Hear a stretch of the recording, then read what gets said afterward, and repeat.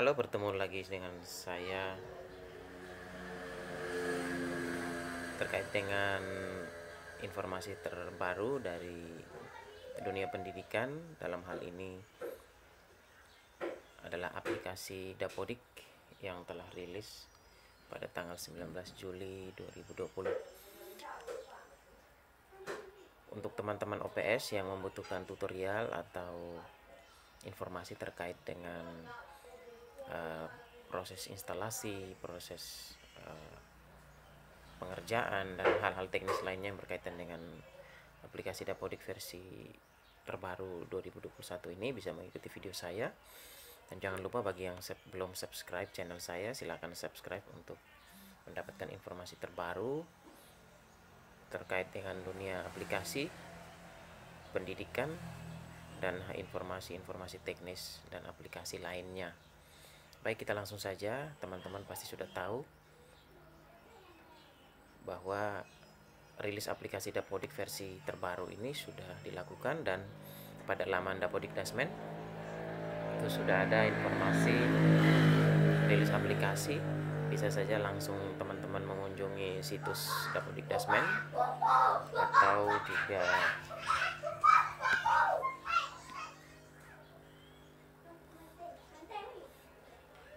kemudian teman-teman bisa simak informasinya terkait dengan rilis aplikasi ini. Kemudian silakan teman-teman literasi, membaca terkait pembaharuan, perbaikan pada aplikasi terbaru ini. Namun menurut saya pada dasarnya aplikasi Dapodik tidak jauh berbeda dari versi sebelumnya. Pada tahun pelajaran sebelumnya ada penambahan fitur, perbaikan, perubahan pada beberapa fitur yang menurut saya sudah menjadi lebih baik lagi. Jadi baik teman-teman, sesuai dengan informasi pada laman Dapodik Dasmen bahwa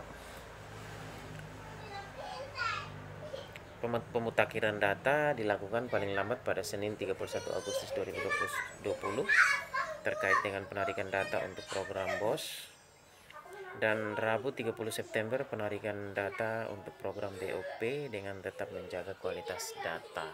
Jadi baik teman-teman bisa melihat deadline data, pengiriman data, sinkronisasi dalam hal ini. Kita langsung saja, teman-teman bisa mengunduh aplikasi versi 2021 pada link-link unduh yang ada. Kemudian apabila teman-teman mengalami kendala dalam proses unduh di dalam laman Dapodik Dasmen, maka bisa menuliskan di kolom komentar di channel saya, atau juga bisa menghubungi nomor WhatsApp saya yang saya sudah sertakan dalam deskripsi pada video tutorial ini. Kemudian teman-teman, yang paling penting adalah ketika teman-teman melakukan semua prosesnya, tolong menyimak sebaik-baiknya panduan aplikasi yang bisa di-download pada laman ini, atau juga pada aplikasi yang sudah terinstall dan sudah terregistrasi. Baik teman-teman, saya akan langsung menuju aplikasinya seperti ini ya. Jadi teman-teman, saya sudah melakukan registrasi ya. Saya sudah melakukan registrasi. Saya menggunakan registrasi online teman-teman. Kemudian kode registrasi yang sama, karena tidak ada perubahan pada operator data di dinas kabupaten kami, sehingga kami menggunakan kode registrasi yang lama dan bisa sudah melakukan proses registrasi. Kemudian setelah proses registrasi selesai, dan saya bisa masuk ke dalam aplikasi. Dan teman-teman jangan lupa untuk bisa, apabila yang mengalami kesulitan atau kendala dalam proses registrasi secara online, silakan teman-teman bisa mendownload prefil pada unduhan yang ada pada laman Dapodik Dasmen sesuai dengan provinsi yang tersedia pada laman tersebut. Kemudian teman-teman setelah itu silakan masuk atau login ke dalam aplikasi, Dapodik.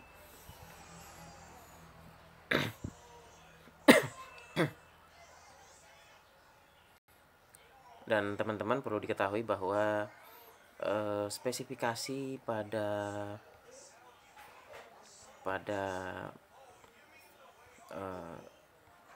aplikasi yang diminta sesuai dengan spesifikasi yang masih tetap sama pada versi sebelumnya, yaitu minimal Intel Core i3 atau setara dan RAM 4 GB. Seperti itu ya, seperti yang tampil pada panduan ini. Kemudian peramban atau web browsernya juga masih menggunakan yang pada umumnya. Di sini saya menggunakan peramban atau web browser Chrome. Kemudian teman-teman tampil pada halaman depan ini atau berandanya, yaitu daftar kesiapan satuan pendidikan atau e-form kesiapan satuan pendidikan yang teman-teman bisa akses. Jangan lupa untuk mengakses ini harus terkoneksi dengan jaringan internet ya teman-teman, karena ini seperti e-form yang diisi secara online. Kemudian teman-teman bisa mengisi bagi sekolah-sekolah yang belum ya, bisa mengisi NPSN-nya, kabupaten, kota, terus 4 kategori pertanyaan yang harus dilengkapi beserta dengan bukti upload verifikasi dengan maksimal file 1 megabit ya. Di sini seperti ketersediaan sarana sanitasi dan kebersihan, ada 1.1, 1.2, sarana cuci tangan, hand sanitizer dan lain sebagainya, disinfektan. Kemudian ketersediaan fasilitas kesehatan pada kategori kedua 2.1, 2.2, 2.3. Kemudian 3, pemetaan warga satuan pendidikan yang tidak boleh melakukan kegiatan di satuan pendidikan 3.1, 3.2, 3.3 dan 4. Kemudian kategori 4 adalah kesepakatan bersama komite sekolah dengan tetap menerapkan protokol kesehatan. Jadi di sini ada catatan bahwa ada pilihan tersedia atau tidak, kemudian upload bukti berupa foto atau dokumen. Jadi bukti di sini untuk verifikasi tidak semata-mata harus foto, tetapi juga bisa dalam bentuk dokumen, surat keterangan dan lain sebagainya. Itu tentang e-form kesiapan satuan pendidikan yang mungkin terlewatkan oleh teman-teman sekalian ketika pada waktu sebelumnya sudah dilakukan pengisian yang tenggat waktunya maksimal 26 Juni ya, dan sekarang sudah dibuka kembali melalui aplikasi Dapodik untuk bisa diisi. Kemudian teman-teman masuk pada pengisian aplikasi untuk melengkapi kualitas data yang terbaik. Sama seperti sebelumnya, silakan di tabulasi sekolah bisa teman-teman mengisikan dulu data rinci sekolah dilengkapi, kemudian jangan lupa disimpan sanitasinya, kepanitiaan sekolah dan lain sebagainya ya. Di sini ada tambahan ya, khususnya di sanitasi ada, teman-teman bisa menyimak lebih jelasnya keterangan atau penjelasan detail rincian mengenai pengisian sanitasi ini berkaitan dengan hal-hal yang berhubungan dengan pandemi COVID-19 atau situasi new normal untuk menghadapi pandemi COVID-19 ini.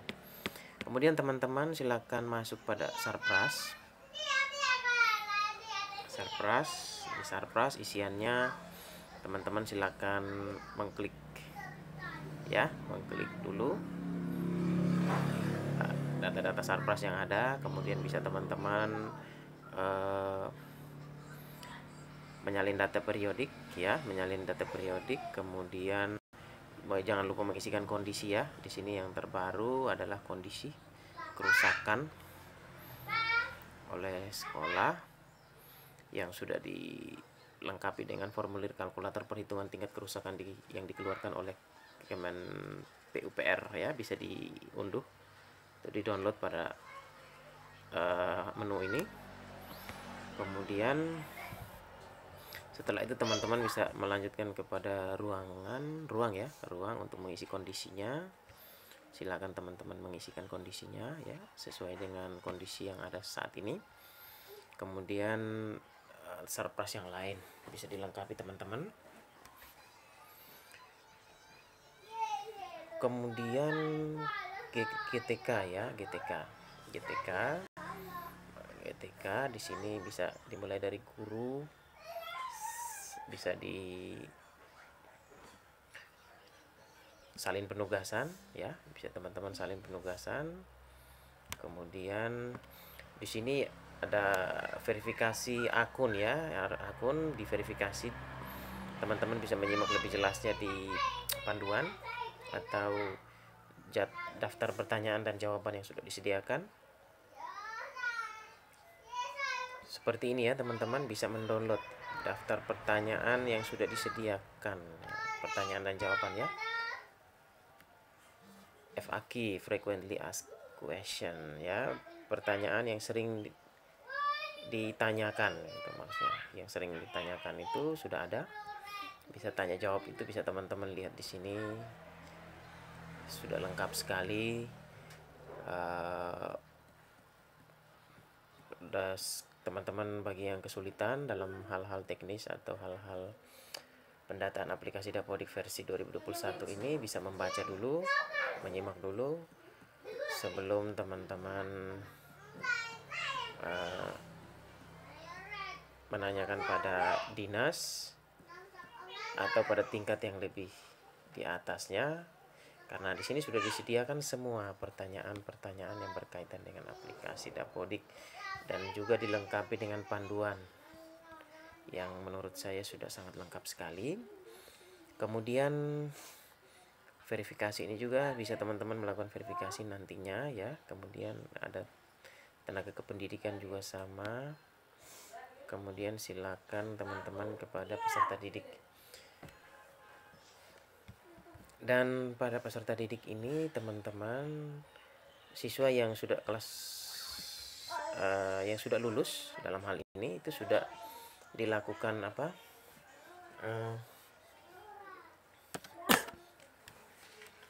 dilakukan proses kelulusan atau proses keluar dari Dapodik itu secara nasional, secara otomatis, sehingga yang tersisa adalah kalau di tingkat SMP itu masih ada kelas 7 dan 8 yang kemudian pada kolom rombel itu silakan teman-teman melakukan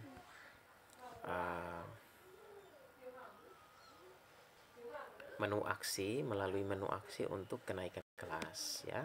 Seperti di sini pada sekolah kami itu sudah dinaikkan kelasnya menjadi kelas 8 dan 9. Terkait dengan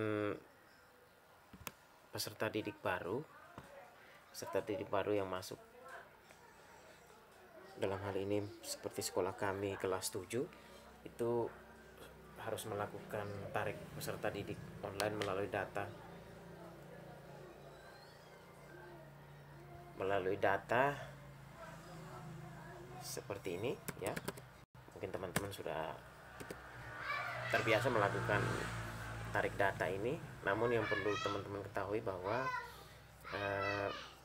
saat ini data Dikdasmen untuk penarikan terkhusus seperti sekolah-sekolah yang tidak melakukan PPDB secara online yang terintegrasi dengan sistem Dapodik, maka kami harus melakukan tarik data online secara manual, maksudnya tidak secara otomatis melalui sistem PPDB yang terintegrasi dengan Dapodik, sehingga kami harus melakukan itu.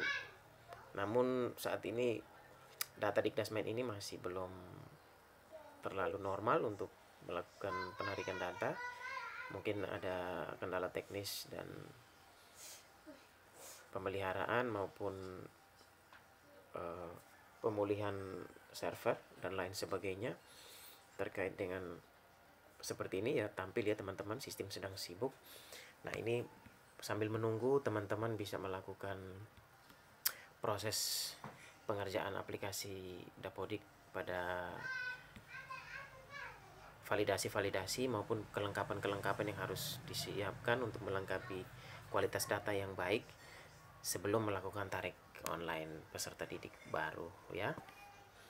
Nah, teman-teman di sini jangan lupa untuk mengisikan pembelajaran ya. Untuk terkait data pembelajaran ini mungkin bisa mengisikan salah satu dulu ya. Misalnya saja bahasa Inggris diisikan salah satu, karena ketika teman-teman mengisikan salah satunya saja, itu di data validasi sudah bisa dikirimkan. Tidak harus lengkap semua, artinya bertahap. Bisa teman-teman sekali mengerjakan, tetapi beberapa sekolah termasuk sekolah kami yang memiliki data siswa dan ini yang begitu banyak, bisa mencapai 1000, itu kami melakukannya seperti itu secara bertahap sehingga memudahkan untuk melakukan proses sinkronisasi dan tarik data secara online. Itu salah satu tips yang biasa saya terapkan atau berikan kepada teman-teman yang lain yang ketika mengirimkan data harus melengkapi data seluruhnya. Itu saya rasa kita menggunakan tips dan itu untuk bisa menghindari terlalu banyaknya data yang dikirimkan. Jadi perlahan-lahan sehingga juga sambil melihat juga traffic data yang masuk ke server, antrian yang begitu banyak, sehingga secara perlahan-lahan itu bisa mengurangi pengerjaannya juga secara perlahan-lahan, dan data yang terkirim juga step by stepnya itu boleh terorganisir dengan baik ya teman-teman. Itu menurut saya, tapi kalau teman-teman punya strategi dan cara sendiri silakan ya. Kemudian pada data yang lainnya saya mencontohkan misalnya validasi. Itu lakukan validasi pada semua tabulasi ya teman-teman. Dan biasanya yang mengalami data invalid itu adalah data sekolah, data Sarpras. Namun kalau data sekolah pengisiannya tidak membutuhkan waktu yang lama. Sedangkan data Sarpras itu ada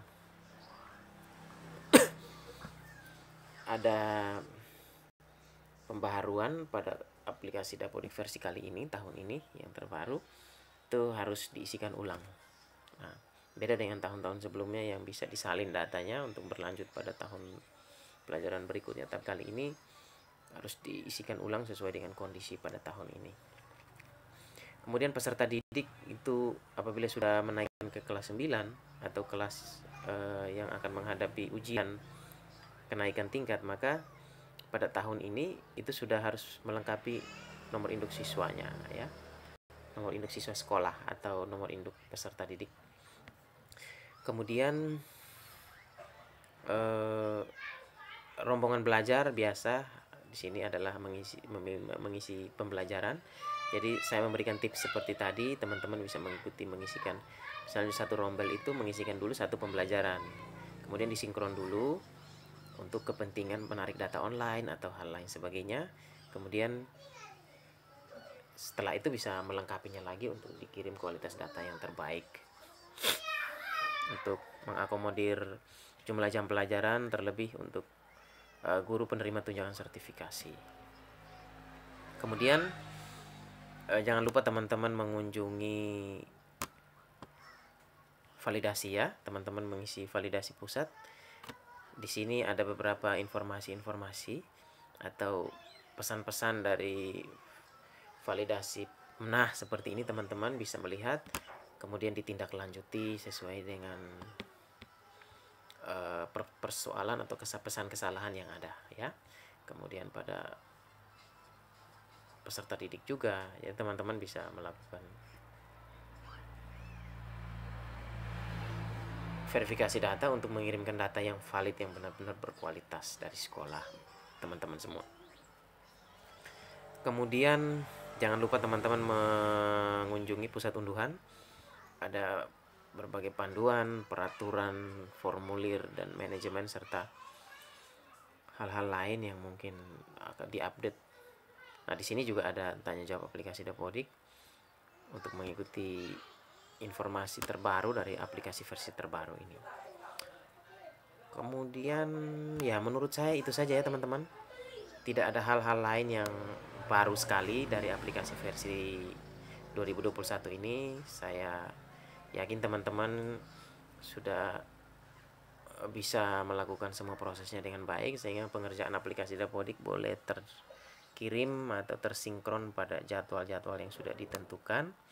Dan harapan saya saya dan teman-teman juga bisa mengirimkan lebih awal untuk menghindari trafik atau kemacetan pengiriman data pada server yang menumpuk pada hari-hari terakhir jadwal yang sudah ditentukan. Dan apabila terjadi seperti itu, maka kualitas datanya mungkin akan terpengaruh. Jadi harapan saya, kerjakanlah semua data sebelum tenggat waktu atau deadline yang ditentukan untuk mengirimkan data yang akurat, data yang berkualitas baik, sehingga akan memberikan data yang terbaik juga bagi sekolah, teman-teman, dan kita semua. Silakan teman-teman kalau ada pertanyaan dan ada hal-hal yang ingin didiskusikan, bisa dituliskan di kolom komentar channel saya, atau bisa mengirimkan tanggapan melalui nomor WhatsApp yang sudah saya sediakan di kolom deskripsi channel saya. Terima kasih teman-teman. Salam satu data Dapodik, untuk data kualitas yang terbaik untuk sekolah-sekolah di Indonesia. Terima kasih.